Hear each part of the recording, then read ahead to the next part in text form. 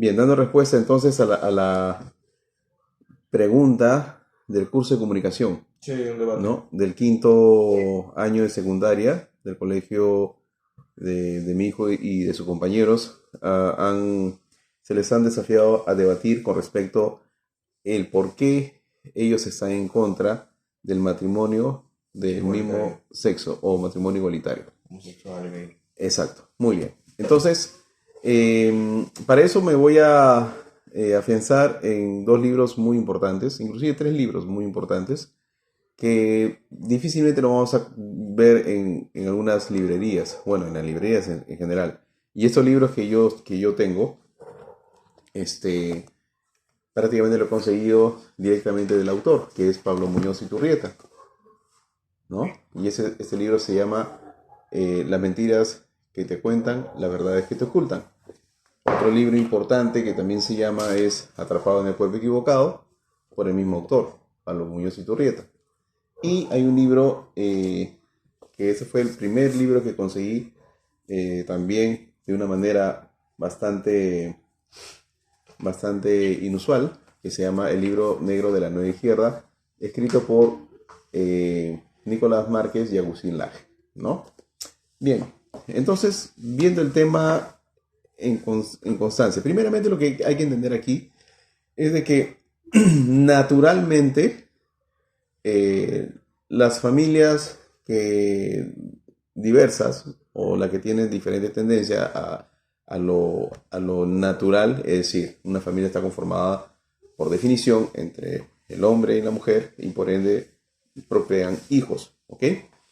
Eh, los gobiernos o los organismos internacionales han instado a que los gobiernos formaran una especie de organismo, eh, que se va a encargar en, entre comillas, en la educación sexual en las familias, y causa bastante curiosidad que la ESI, que se llama Educación Sexual Integral, este,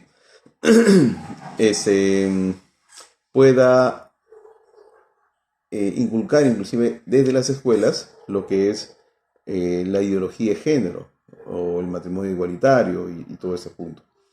Ahora, lo que dice Pablo Muñoz Iturrieta, en la cual sí me, me- me impactó bastante, en el capítulo 9 del libro de Las mentiras que te cuentan, las verdades que te ocultan, dice el matrimonio y las familias diversas, ¿no? Aquí menciona de que la ESI justamente, el organismo que es basado en la educación sexual integral, insiste constantemente no en la enseñanza, no en la prevención, no en la educación, sino en el adoctrinamiento, en la diversidad, la tolerancia y la inclusión, especialmente cuando la familia es diversa.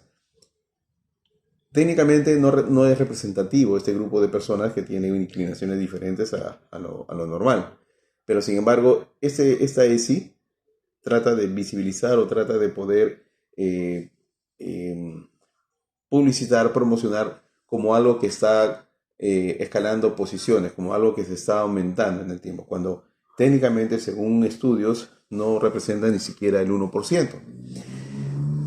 Y es más, ni siquiera representa el punto 1%, ni siquiera el 0.01%, sino el 0.00%, ¿no? O sea, 1, 2 o 3%.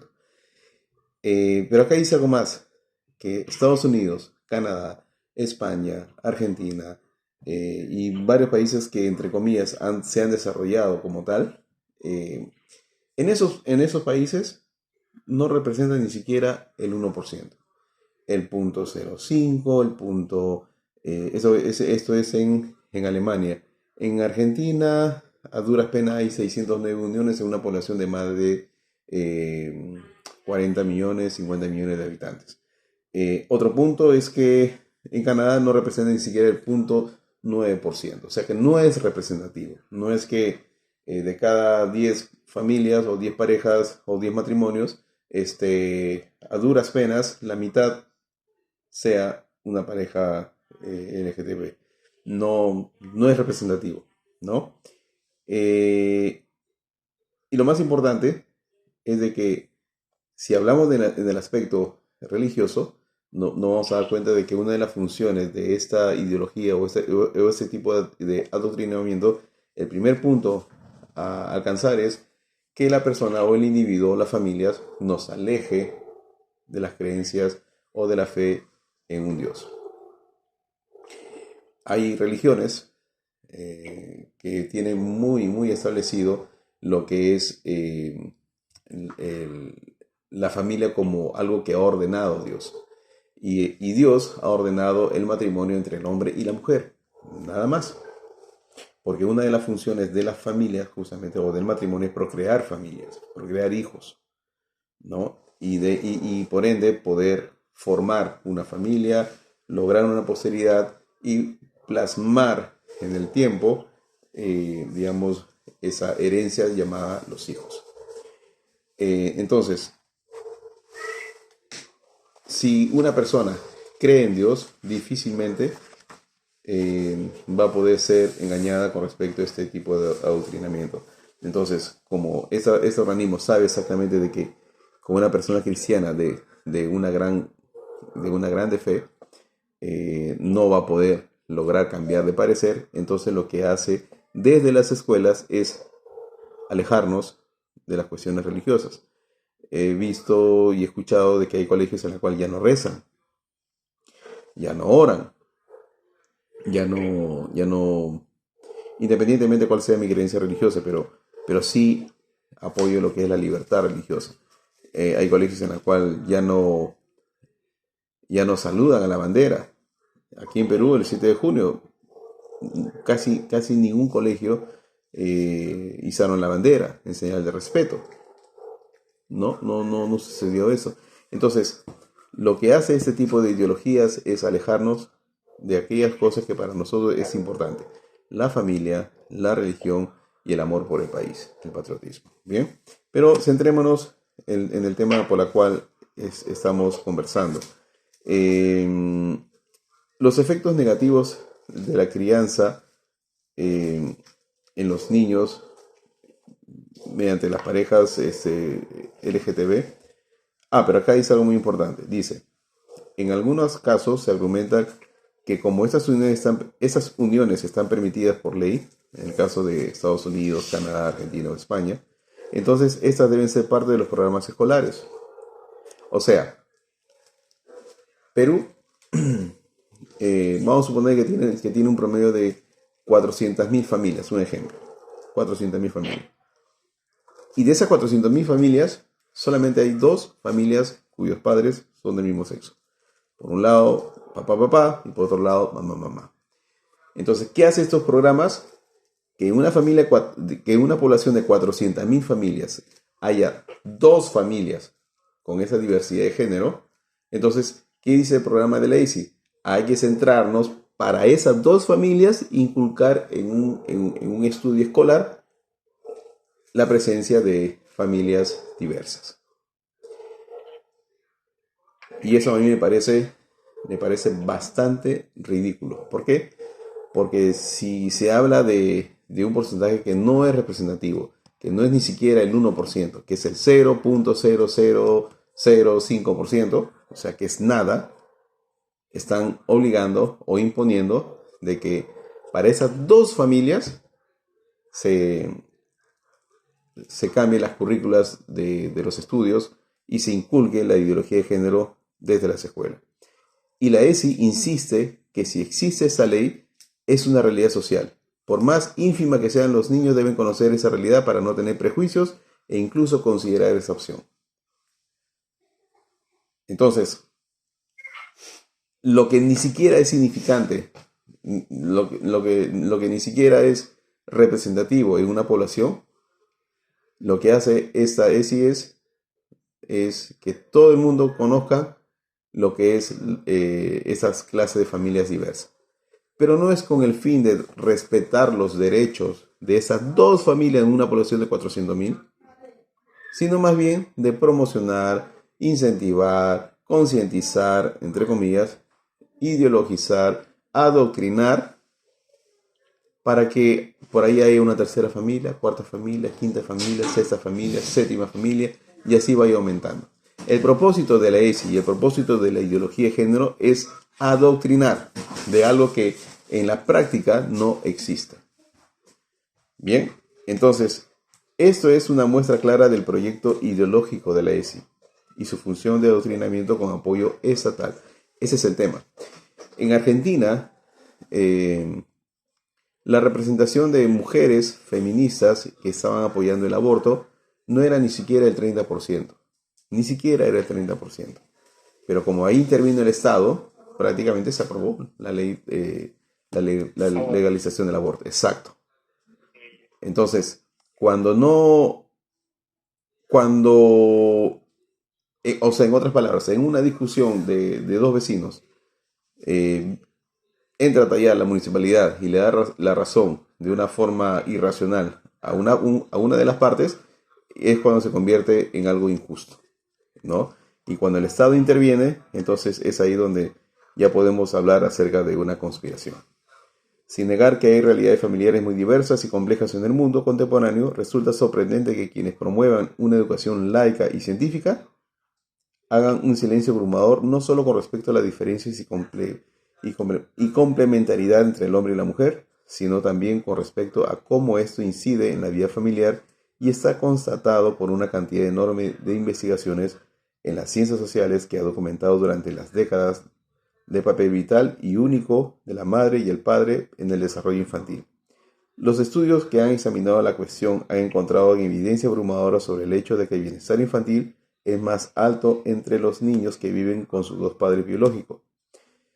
¿Por qué este silencio al respecto mientras que solo promueven lo que llaman familias diversas?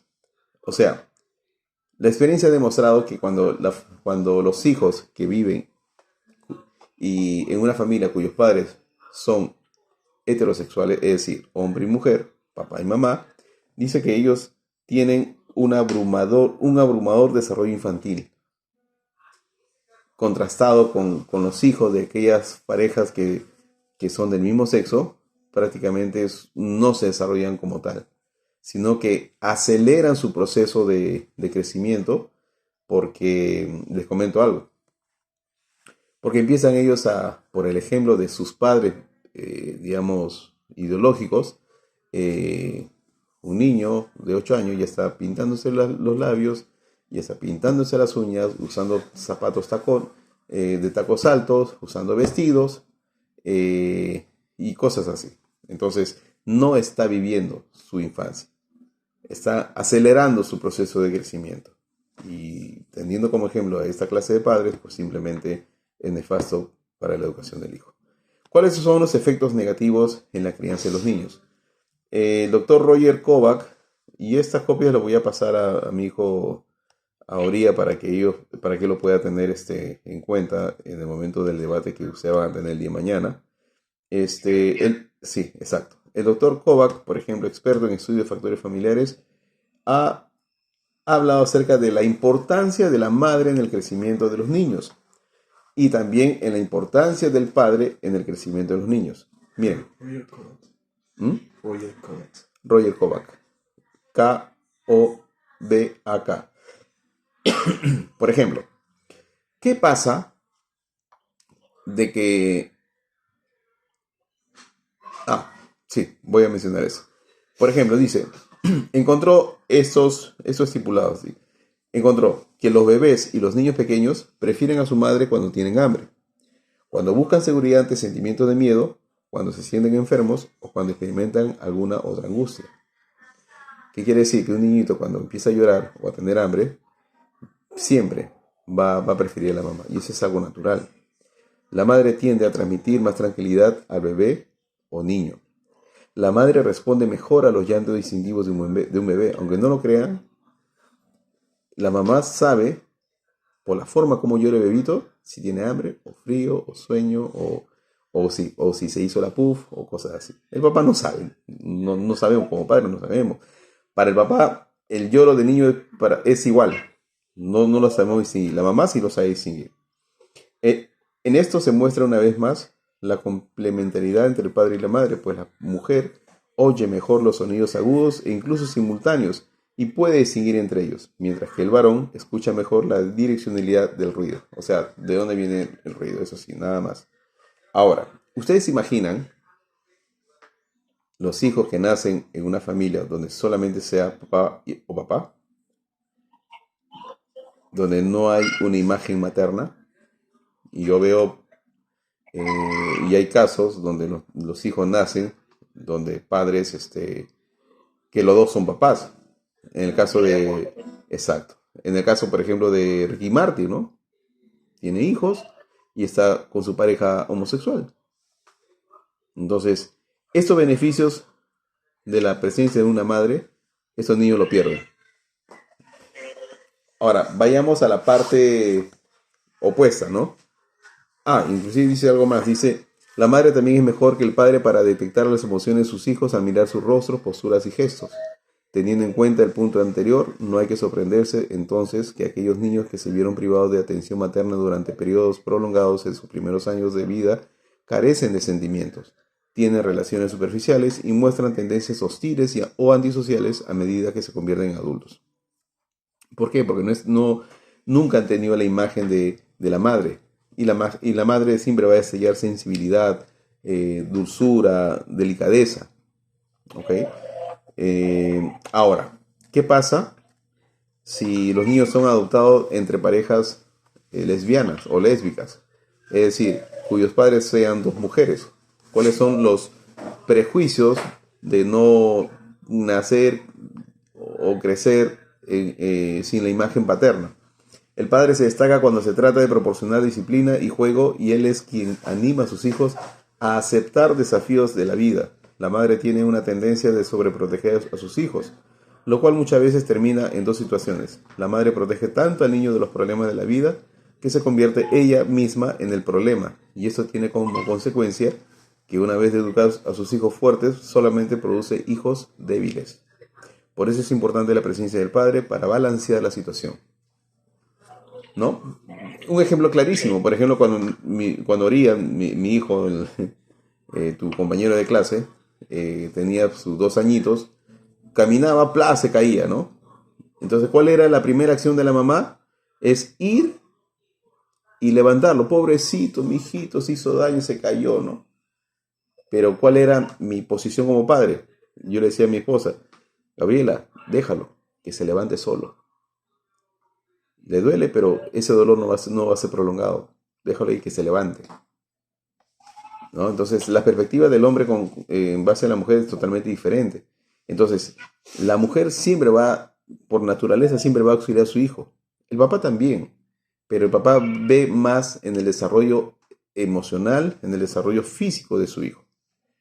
Si es varón, que se levante solo. Si es mujer, obviamente vamos a animarle, vamos a ayudarle, vamos a tenderle la mano, pero no podemos socorrer y decir, pobrecito, se golpeó, mira que te sobo, mira que hago eso, ¿no? No, esa no es la actitud del padre. Otro punto más, que los padres proporcionan un modelo esencial para el niño. En otras palabras, como el padre actúa, el hijo es. ¿Ok?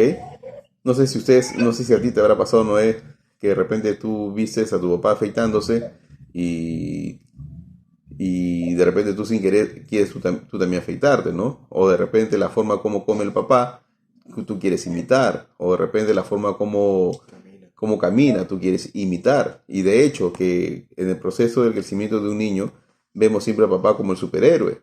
Y a medida que, ¿cierto? Y a medida que crecemos, como que ya empezamos a ver los errores, ¿no? De los padres, pero en fin, pero eso es parte natural. Pero cuando somos niños, vemos al papá el superhéroe, ¿no? El hombre de acero, ¿no? Otro punto importante dice que la presencia del padre en el hogar protege al niño del miedo y fortalece su capacidad de sentirse seguro. Miren, hay algo que a mí me impresiona bastante, Oría y Noé. El simple hecho, cuando yo era niño, el simple hecho de yo saber que mi papá estaba en casa descansando, para mí ya era suficiente. Yo me sentía el niño más seguro. ¿Ok? Cuando mi papá estaba fuera de casa, o cuando mi papá de repente se fue de viaje por trabajo, entonces yo de alguna manera me sentí un poco inquieto.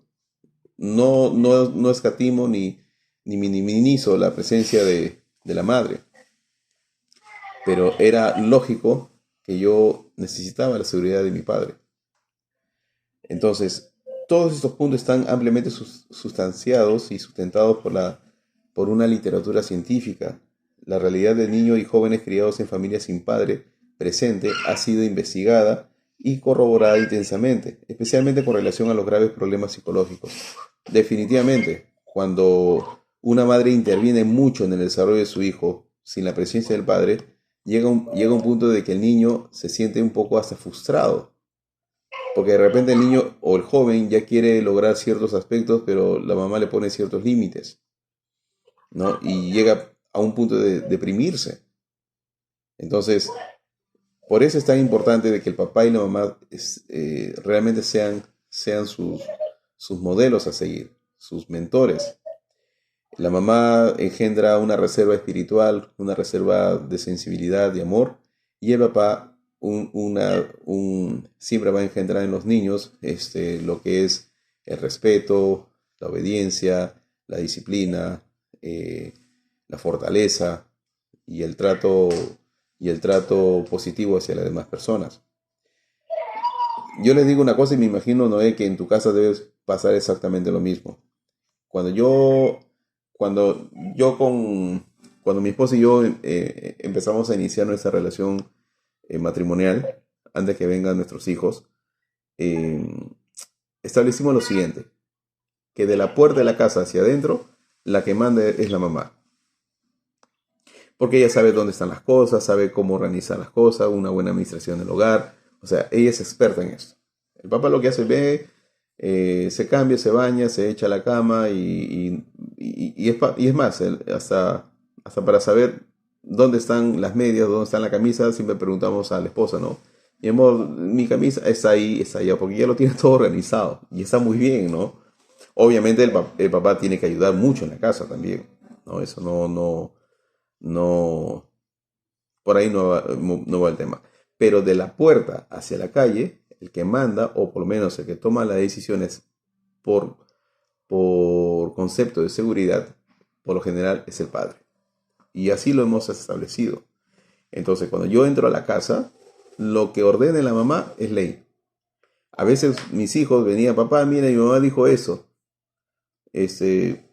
Bien, ok, gracias por decírmelo. Papá, pero dile que no quiero hacer eso. No puedo hacer nada. Tu mamá es la que manda y punto. Y ella es la que establece las normas. Yo tengo que respetar esas normas. Pero cuando estamos en la calle y tomamos decisión qué carro tomar, dónde ir, dónde cruzar la pista, cosas así, esa es mi responsabilidad, mi cancha, como se dice. Y eso es algo que la mamá o la esposa en este caso tiene que también respetar.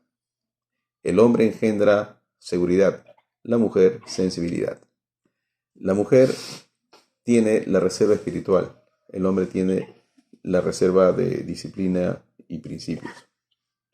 Si ambos se complementan, los niños van a nacer seguros, fuertes y con esperanza de hacer de este mundo mejor. Todos estos puntos están ampliamente demostrados. Y hay un estudio realizado en Canadá en el año 2013 por Douglas Allen. Analizó datos de una muestra poblacional enorme basada en el censo del año 2006. Y esto es lo que obtuvo en este estudio. Dice que los hijos de padres casados del sexo opuesto tienen una alta tasa de graduación en comparación a los demás. ¿Qué se entiende por un tema de graduación? Dice que el autor concluyó que las niñas y las chicas adolescentes de estas uniones del mismo sexo tienden a tener más dificultades académicas que los niños y jóvenes de estas parejas. O en otras palabras, que cuando los niños van a la escuela o van a estudiar en institutos o universidades y provienen de parejas o de un matrimonio de papá y mamá, su tasa de graduación o lograr objetivos, lograr metas, lograr graduarse o ser profesionales, su probabilidad son mucho más altas. Pero en cambio, los hijos de familias lesbianas tienen una tasa de graduación muy baja en comparación con el resto. Y los hijos ubicados en otros 4 tipos de arreglos de la vida, pareja no casada, pareja gays, madres, padres solteros, son similares entre sí y caen entre los extremos de padres heterosexuales casados y pareja lesbiana. ¿Qué quiere decir? Disculpe un momento, maestro Rurito, por favor. Sí. David, Un momento, disculpe, por favor. Sí.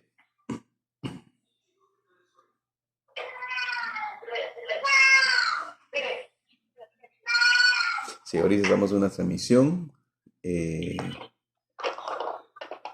poder de alguna forma capacitar a nuestros jóvenes que mañana van a tener su debate en su colegio.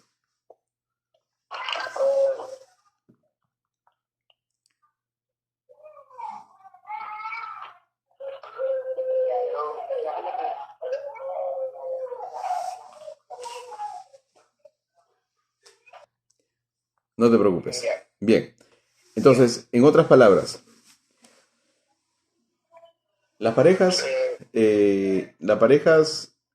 heterosexuales, es decir, cuyos padres es papá y mamá, la probabilidad de graduación, es decir, de éxito académico, es mucho más alta.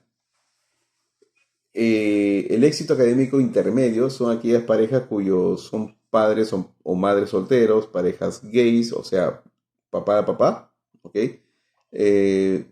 La seguridad de lograr sus objetivos académicos es intermedio, pero lo que causa mayor preocupación es que es en las parejas lesbianas, es decir, cuyos padres son dos mujeres, el logro académico es muy bajo. O sea, prácticamente no hay un objetivo determinado y si empiezan algo no lo terminan. El estudio fue publicado en el año 2013, por lo que todavía no se había introducido una nueva ley de Ontario con respecto a la adopción de niños por parte de parejas LGTB. Bien, entonces, y acá hay algo muy importante y con esto de repente vamos a ir a las preguntas. Un momento, disculpe, por favor. Sí. Bien, en el libro que también es el libro de Pablo Muñoz y Torreta, que es el libro de Atrapado en el cuerpo equivocado, dice algo también importante con respecto a la población LGTB. Dice que tiene un riesgo muchísimo mayor que la población heterosexual de sufrir trastornos tanto físicos como mentales, tales como la depresión, ansiedad, adicción a las drogas, alcoholismo y un número alarmante elevado de suicidios. También son elevados los problemas sociales y de conductas, como por ejemplo la toxicomanía y la violencia en la pareja. Hay un sólido y creciente número de estudios que analizan la relación entre la conducta sexual y el estado de salud mental de la persona, por lo que la atracción hacia personas del mismo sexo se asocia con un riesgo elevado de trastornos mentales o angustia psicológica. Ahora bien, ¿en qué afecta esta situación a niños que tengan que crecer en un ambiente así? Hay pruebas contundentes de que crecer con padres que padezcan enfermedades mentales o afectivas es un gran factor de riesgo para desarrollar algún tipo de angustia mental o emocional en la infancia. Hay casos, por ejemplo, de que hijos de matrimonios homosexuales son hijos muy desdichados. Hubo casos también, por ejemplo, de que muchos de esos hijos llegaron al suicidio inclusive. ¿Por qué? Porque no han visto esa seguridad mental, emocional en sus padres. En el caso de, exacto, o se han suicidado o han sido asesinados, ¿no? Y creo que ustedes tienen un dato muy, muy contundente acerca del caso de Lucio, que eso fue a inicio de este año, más o menos, que fue ese caso, ¿no? De dos parejas lesbianas y asesinaron a Lucio. Es más, el padre, si más no recuerdo, el padre había solicitado la custodia de su hijo, pero la jueza, que también era el movimiento feminista, no le otorgó ese derecho. Ni siquiera le otorgó el derecho de ir a visitarlo. Ni sus abuelos, ni el padre, ver a Lucio. Entonces, y hubo un momento en el cual la pareja sentimental de la madre, que era mujer, lo asesinó a golpes, ¿no? Y esto, y lo más triste de que en ese caso no fue tan visibilizado, los medios de comunicación no transmitieron esa noticia. Obviamente no, porque la mayoría de los medios de comunicación son totalmente progresistas, ¿no? Entonces, pero cuando un hombre le grita a una mujer, ahí sí lo publica, que es un machista, misógino, heteropatriarcal, cosas así, ¿no? Han empleado tantas palabras pero cuando ocurre un caso inverso, se quedan totalmente callados, ¿no? Totalmente callados. Esa evidencia sugiere, por lo tanto, que los problemas psicológicos de los padres pueden ser mayores o transmitirse a los niños de diferentes maneras en familias del mismo sexo en comparación con familias de sexo opuesto. Por otra parte, hay suficiente evidencia que confirma que los niños adoptados tienen tasas más altas de problemas emocionales y de comportamientos en comparación con los niños no adoptados. Si a eso le sumamos los problemas inherentes de la estructura familiar en la que estos niños son acogidos, los problemas aumentan aún más. De hecho, las parejas del mismo sexo tienen aproximadamente 10 veces más probabilidades de, de adoptar un niño que las parejas del sexo opuesto. Eso es otro gran problema que lo que hace en algunos gobiernos. En Perú también sucede eso. Miren, en el tema de adopción, los niños definitivamente tienen un grave problema de seguridad, de tranquilidad, de cómo se llama. Tiene un desafío emocional. ¿Okay? ¿Por qué? Porque no tienen papá y mamá cerca. Y encima van a ser adoptados por una familia en la cual no se conoce. Entonces, ellos están con miedo, con mucho temor, con mucha incertidumbre, desolación, inseguridad. Entonces, lo que se recomienda es que ellos sean adoptados en unas parejas heterosexuales. ¿Qué quiere decir? Que sea papá y mamá. Para que de alguna forma pueda complementar esa ausencia en el aspecto emocional que lo perdieron a causa de la pérdida de sus padres.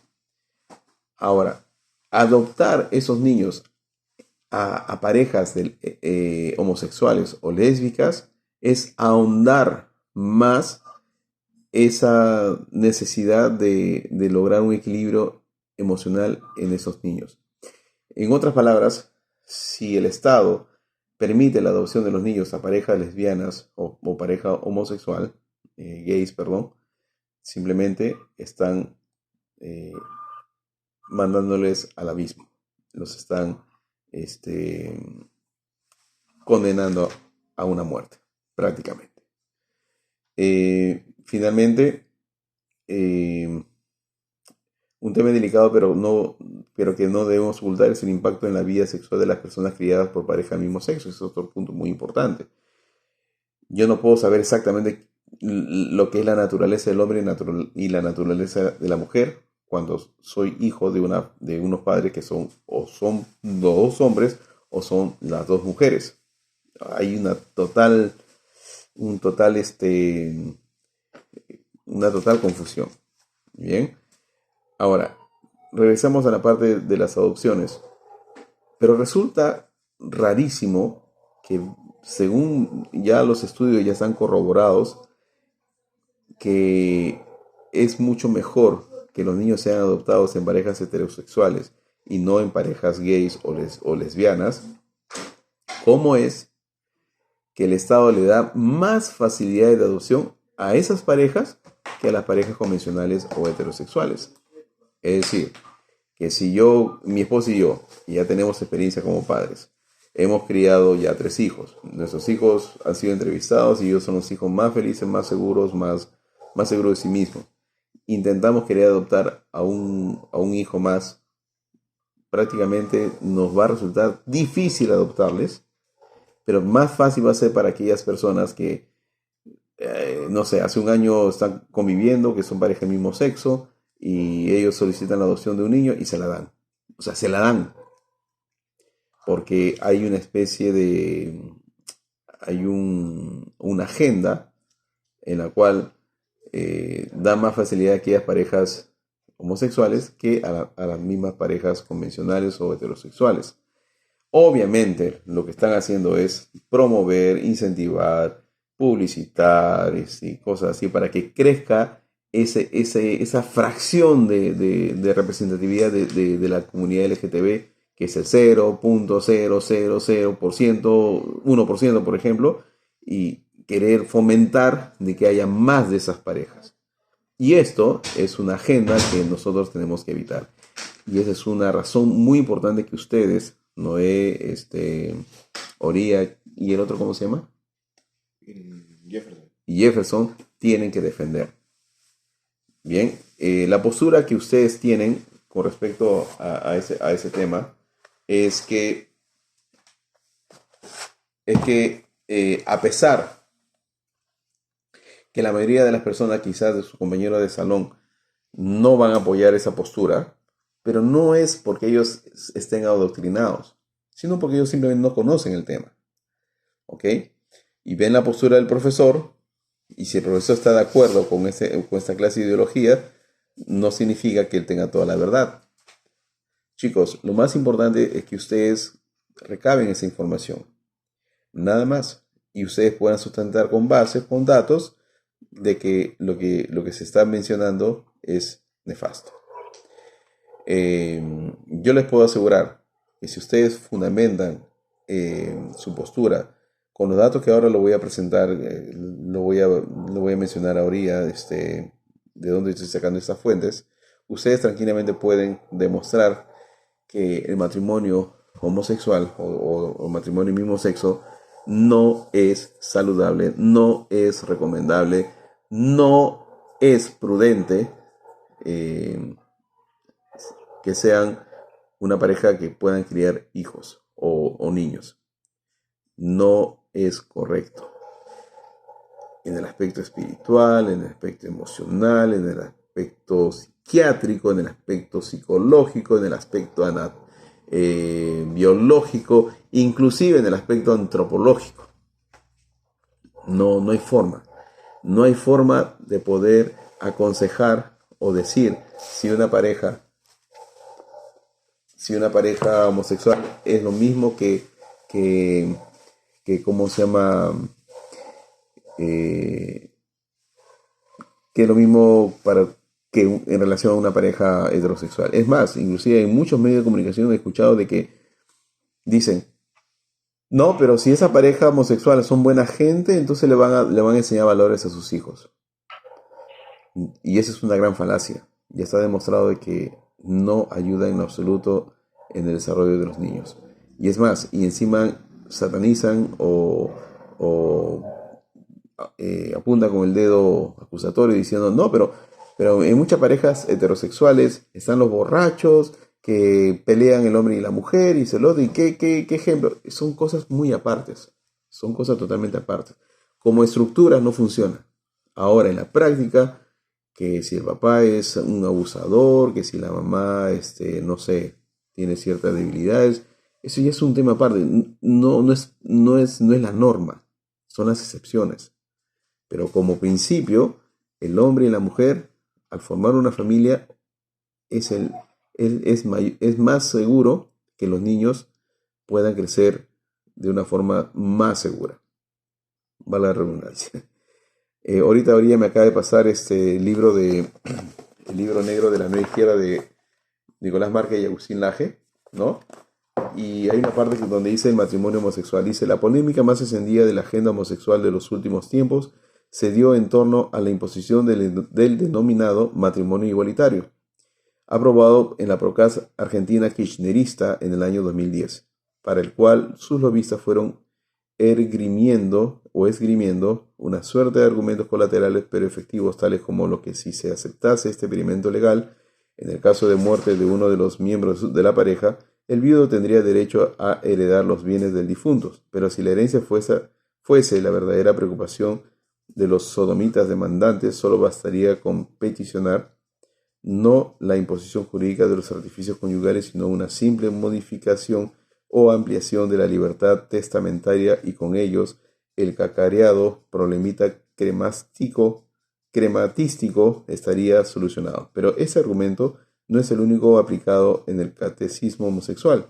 Mucho se enfatizó también en la necesidad de que en el seno de la pareja de un invertido no se tiene derecho a obedecer la obra social o cobertura mutual de su conviviente. En otras palabras, lo que habla que la polémica que se ha encendido en la agenda homosexual no es realmente la preocupación de preservar sus derechos, de preservar si yo me muero, la herencia no va a ser para mi pareja, sino va a ser para el gobierno o el Estado. Eso no tiene nada que ver. La verdadera preocupación de la ideología de género o del matrimonio homosexual basado en la ideología de género es simplemente politizar esa situación. Para terminar, me gustaría mencionarles de que ser homosexual no necesariamente quiere decir que sea del LGTB. Son dos cosas totalmente distintas. Si el homosexual quiere pasar, eh, tener pues una relación con otra persona del mismo sexo, es una cuestión muy personal y se respeta, ¿no? Eh, yo no tendría ni siquiera cuestionarle o juzgarle ni nada por decir, no tengo ese derecho. Y la libertad justamente garantiza la libertad irrestricta de las personas, siempre y cuando no se violenten los derechos de los demás. Es decir, la libertad me permite a mí hacer lo que yo quiera, sin violentar las leyes y sin afectar la propiedad privada o la propiedad integral de la persona. O sea, eso es el principio de libertad. Ahora, ¿pero qué hace la ideología de género? ¿Qué hace el movimiento LGTB? Es recurrir al Estado para obligarme a mí a que mis hijos sean adoctrinados, a que mis hijos de alguna forma les obliguen a ellos a escuchar semejantes falacias. Y eso es yo personalmente estoy en contra. No, yo no estoy en contra de las decisiones de los homosexuales, que es un aspecto muy personal. Yo lo que estoy en contra es que la ideología de género, con con el pseudo argumento de que es para proteger los derechos del homosexual, se vengan contra mis hijos. En, en San Francisco, en los Estados Unidos, ya prácticamente la ideología de género ya nos declaró la guerra a nosotros los padres, a padre de familia. Ya dijo directamente, vamos por tus hijos. ¿Ok? Y, y hay padres que hasta ahora siguen dormidos. ¿Sí? Siguen dormidos y creen que eso es un chiste. No es un chiste. Eso es algo real. Oría, Jefferson, ¿verdad? Y tú, Noé, algún día serán padres. Y quizás en sus épocas van a tener que, van a ver frontalmente lo que les estoy diciendo ahora. Supongo que de aquí un promedio de 10 años, ustedes ya tendrán hijos. Y en 10 años es suficiente para que la ideología de género marque mucho terreno en nuestro país. Entonces, yo les invito a que ustedes desde ahora puedan izar esa bandera de libertad. Libertad para que yo pueda criar a mis hijos como yo he aprendido, bajo la estructura del Evangelio de Jesucristo, bajo el amor a mi país, bajo el respeto irrestricto de los derechos de otras personas. Entonces, así podemos hacer un mundo mejor. La ideología de género lo que quiere es secuestrar a nuestros hijos, lavarles la cabeza para que puedan ellos ser adoctrinados y ideologizarlos. El Estado quiere a nuestros hijos como hijos del Estado, no como nuestros hijos. Nosotros los padres, si no nos unimos, si no elevamos nuestra voz en los colegios, entonces simplemente, sin consentimiento de los padres, los maestros, porque han sido impuestos o con mucha imposición, ha sido de alguna manera obligados a adoctrinar a nuestros hijos. Y eso es una gran realidad. Ahora en Perú no es tan fuerte la situación en la cual estoy hablando. En Argentina, en Colombia, está muy fuerte la situación. No esperemos que eso se replique en nuestro país. No sé si querías decir algo, Sí. No sé si me acuerdo que Marx o Engels, padres del comunismo, ¿no? Uh-huh. Ellos mencionaban de que la familia era el inicio del capitalismo, tanto como la iglesia que fomentaba el capitalismo, que era como una organización privada o una propiedad privada, y que desconstruyendo la familia podrían lograr tales cosas. Ahora, de las partes que he anotado, algunas de ellas es corromper la naturaleza del hombre y la mujer, aceleramiento del crecimiento mental de los niños, alejamiento de las tres lealtades, que es la familia, religión y patria. Y estas de acá prácticamente llegué a una conclusión que era de construcción de la familia. Entonces, en realidad, o sea, mi pregunta es, ¿en realidad eso lo podría yo usar ante eso como el comunismo en corazón? ¿O lo que se quiere esforzar? Definitivamente es muy buena tu pregunta, Oría. Y muy pocos se atreven a poder decir la sociedad que existe en el mundo con respecto a los movimientos progresistas, al comunismo, al partido a los partidos de izquierda. Si ustedes notan muy importante en esas elecciones que hubo hace poco, difícilmente podemos encontrar un partido de derecha. La mayoría, yo diría el 90% de los partidos que han postulado en esos comicios municipales, todos han sido partidos de izquierda. Y si alguno de sus papás han tenido la oportunidad de leer un poco de los planes de gobierno municipales de los partidos, incentivan la inclusión social, incentiva el lenguaje inclusivo, incentiva ¿cómo se llama? La igualdad de género. ¿Ok? Entonces, pero el partido de la derecha, que hasta ahora yo creo que es el Partido de Renovación Popular, porque lo que pasa es que ustedes bueno, todos juntos tenemos que entender de que nuestras banderas o nuestro estandarte es la familia, la vida, nuestro país y nuestra religión.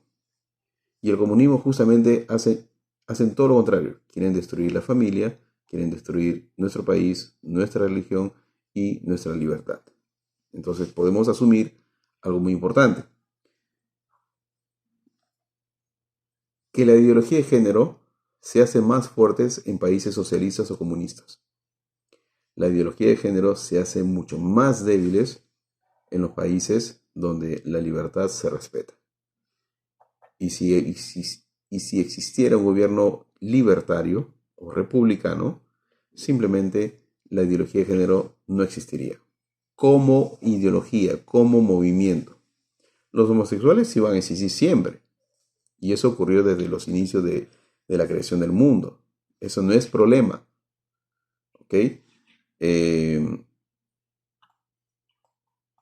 Y siempre va a existir homosexuales, porque son decisiones personales y eso nosotros no nos metemos y respetamos. Yo tengo amigos que son homosexuales. A veces cuando con mi esposa vamos al restaurante y nos atiende un mozo que se nota cuando tiene inclinaciones homosexuales, su forma de tratar, ¿no? Su manera ¿cómo se llama? De expresarse. Entonces,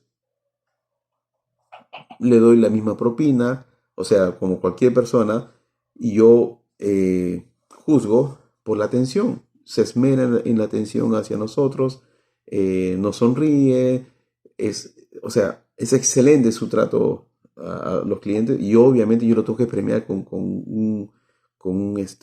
una buena propina, ¿no? Entonces, por mí no existe ni un problema, ¿no? Ahora, si yo fuera un misógino, heteropatriarcado, machista y esto y lo otro, como esos nombres que inventan siempre a la izquierda, ¿no? Pero sí. ¿No? Yo diría, uy, ¿eres gay? Sí. No, no, no, no. Gaby, ¿sabes qué? O a mi esposa, ¿no? ¿Sabes qué, mi amor? Vamos a otro lugar, porque aquí están trabajando gays. Imposible. O sea, eso sí sería negativo en la persona, ¿no? Pero normal. O sea, por mí, la persona es libre de actuar según lo que su conciencia dicta. Lo que sí estoy en contra, y lo que ustedes siempre van a estar en contra, no es en la persona. Ustedes tienen que estar en contra de la ideología, que está demostrado. Los libros que les estoy mencionando, está indicando o está afirmando, ¿no? Está afirmando de que la ideología de género destruye las familias, destruye el crecimiento emocional y espiritual de los niños. En Argentina se había intentado quitar las imágenes en los hospitales, de crucifijos, imágenes, ¿no? de Dios, de Jesucristo, de santos. Personalmente yo no creo en los santos, ¿ok? Pero si existe una persona que su forma más directa de comunicar es con Dios mediante una imagen, entonces es positivo para mí. De alguna manera se está acercando a Dios, según en su creencia, según su fe, y eso se respeta. Porque la libertad dice que uno puede creer cómo, cuándo, dónde, donde sea, y nosotros tenemos que respetar ese derecho. Pero ¿qué hace la ideología de género? ¿Qué hace el comunismo? Y nos da una imposición. ¿Y cuál es la imposición? Quita todas las imágenes, quita todos los cuadros. Prohibido rezar, prohibido saludar a la bandera, prohibido decir papá al papá o mamá, mamá. Que eso es una agresión a la persona. Y eso ocurre en España, por ejemplo. En España, cuando nace un bebé,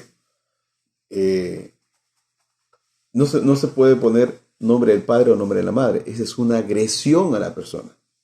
Porque la ideología de género ha obligado al Estado a decir, no, ya no se pone nombre del padre ni nombre de la madre, sino progenitor 1 y progenitor 2. ¿Y eso qué conlleva? A que los dos progenitores, entre comillas, sean hombres o también sean mujeres. En Estados Unidos, no recuerdo exactamente en qué estado, por ejemplo, han implantado una ley que cuando nace un bebé no se fijen en el sexo biológico, sino como qué quieren los padres ponerle de género. Eso se llama el género X, si no me equivoco. No me acuerdo. Entonces, nace el bebé, nace varón, pero el doctor no puede atreverse a poner nació varón. No, sino tiene que pedir a los padres, decir, ¿y qué sexo le ponemos a su hijo? ¿Me entiendes? Entonces, si los padres dicen, bueno, nació varón, ojo, bueno, vamos a ponerle mujer, pues póngale mujer. O póngale no binario. O póngale intersexual. O póngale, por ejemplo, qué sé yo. Discúlpame que les diga, ¿no? Pero cualquier desfachatez. Porque ellos son los expertos, ¿no? Según la ONU dice que hay más de 180 géneros en el mundo. ¿180 o 200? No me acuerdo, pero 180 creo. Yo me quedé con 28. No, 180 era. Sí, son como 180 géneros, ¿no? Ahora, yo pensé que éramos dos, nada más hombre y mujer, nada más es todo. Género masculino y género femenino, no hay más. Pero la ONU, lo más experto que es la ONU, dice que hay más de 180. Entonces, chicos, ustedes son nuestra esperanza. Son nuestra esperanza. Yo por mi parte, yo me siento solo. Tenemos a Agustín Laje, tenemos a Pablo Muñoz y Torrieta, tenemos a Guadalupe Batallán, Nicolás Márquez, tenemos a Roma Gallardo. Vanessa Vallejo, Mamela Fiallo, tenemos o sea, que inicialmente empezaron solos, pero ¿saben qué? Nos estamos empezando a despertarnos. Pero ustedes, jóvenes, si bien ellos son la minoría, pero ustedes ya abrieron los ojos. Ustedes ya saben, y ya saben lo que les va a reparar de acá a 10 años. Tengan la plena seguridad que si ustedes ahora mismo empiezan a enarbolar el estandarte de libertad, realmente de la verdadera libertad, entonces ustedes van a ser grandes cuando sean adultos. Van a ser personas muy influyentes para su comunidad. Si existiera una carrera en la cual ustedes podrían estudiar, independientemente la carrera que hayan elegido, dense un vistazo a la carrera de Ciencias Políticas. ustedes pueden ser grandes politólogos. Y los politólogos hoy en día están dando la batalla cultural, le están dando batalla a esta clase de ideologías. ¿Ya? Esos libros, por ejemplo, que les he mencionado, esos libros no los encontramos en las librerías. No los encontramos. ¿Por qué? Porque va en contra de la ideología de género. ¿Ya? Políticamente incorrecto. Porque somos políticamente incorrectos, exactamente como dice Oría. Pero sí podemos conseguirlo si empezamos a hablar con los mismos autores. Y yo tengo conversaciones con los mismos autores. Y hay páginas en las cuales podemos hacer las compras, podemos hacer los envíos y las conexiones y todo eso. De eso no hay problema. Pero lo más importante es saber exactamente en qué estamos. Y nosotros somos, para el mundo, los chicos malos. Los políticamente correctos son aquellas personas que aceptan la ideología de género, que aceptan el matrimonio igualitario, que aceptan otras cosas más. Los políticamente incorrectos, que somos nosotros, defendemos la familia, la religión, el país y la libertad. Exacto. Entonces, por mi parte, eso ha sido el pequeño aporte. Ese aporte duró 1 hora, pero para mí ha sido bastante especial. No sé si tendrás alguna pregunta, Noé.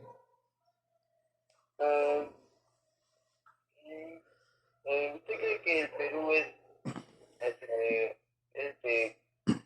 libre de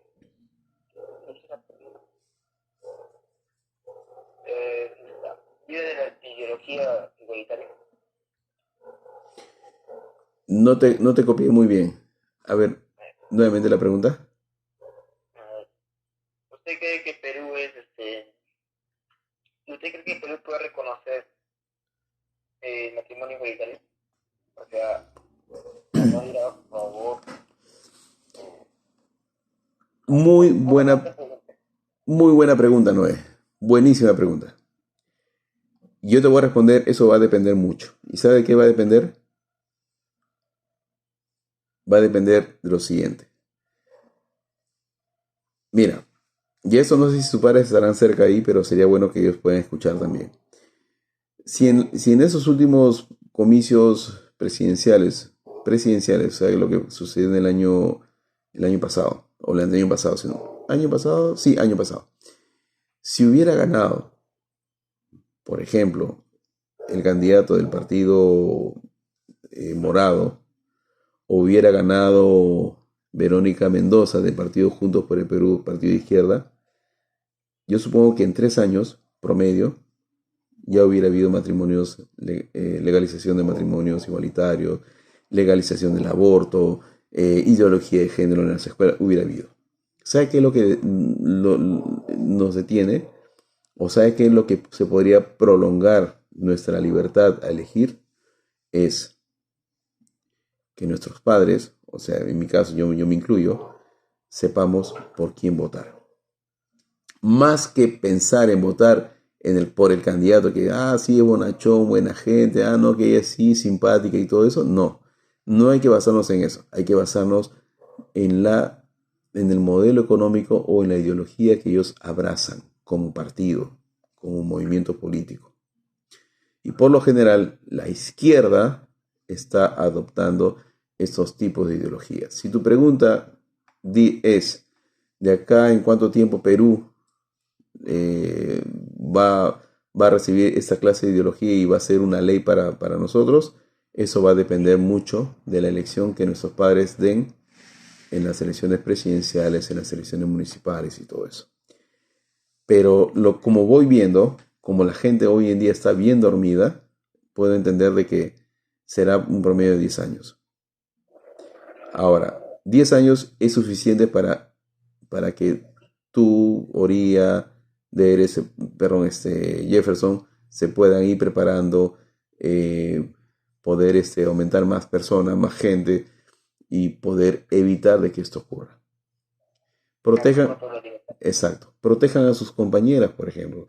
Hagan una pequeña encuesta en su salón y noten ustedes qué compañera de clases apoya la ideología de género, apoya el feminismo o apoya el aborto. Si ustedes encuentran que muchas de ellas apoyan a ese tipo de ideologías, entonces ya tienen mucho trabajo que hacer. Respetar lo que ellos piensan, pero de alguna forma enseñar o mandar este video. Estoy grabando este video para que les puedan ustedes enseñar, ¿no? Eso lo voy a levantar al YouTube y ustedes lo van a poder ver por medio de YouTube. Ya, y es una forma como ustedes pueden empezar a darle batalla cultural. Es importante que lean, es importante que se informen, es importante. ¿Ya? Ok. Entonces, Noé, gracias por tu tiempo. Ya coordinaré con Oría para ver de qué manera va a hacerte llegar este video. Pero los datos ya lo tienes. Los libros, le voy a indicar a Oría que